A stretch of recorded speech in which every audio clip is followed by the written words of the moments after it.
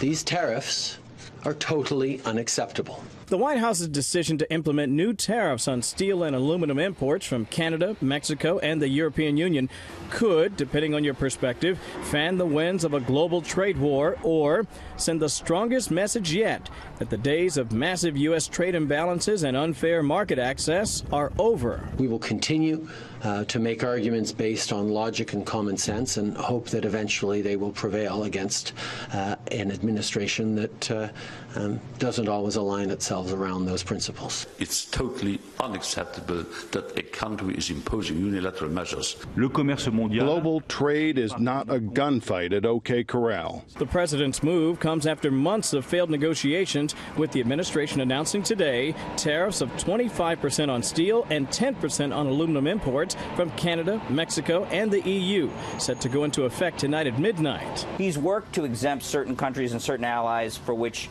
we have trading or security relationships, but in these instances it wasn't possible, and so the president took action. In retaliation, Mexico said it would target U.S. agriculture products. The EU, bourbon and motorcycles made in the USA. And Canada announced a $16 billion set of new tariffs on American goods. Some of the president's own party questioned the wisdom of the policy. Tennessee Senator Lamar Alexander saying this is a big mistake, calling tariffs basically higher taxes on American consumers, with Ben Sasse of Nebraska adding, "This is dumb. Make America great again shouldn't mean make America 1929 again." Both men argued when it comes to tariffs, the U.S. should hit China, not our allies.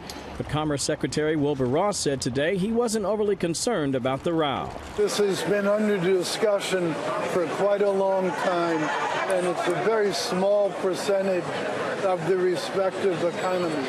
A fraction of 1%. Chinese leaders acknowledge they're anticipating U.S. tariffs sometime soon, and they're vowing to be prepared to fight back when they happen. Don't forget, next week, Brett, we'll be in Canada with the president for the G7, where it's a very good bet that tariffs will be a major topic of discussion.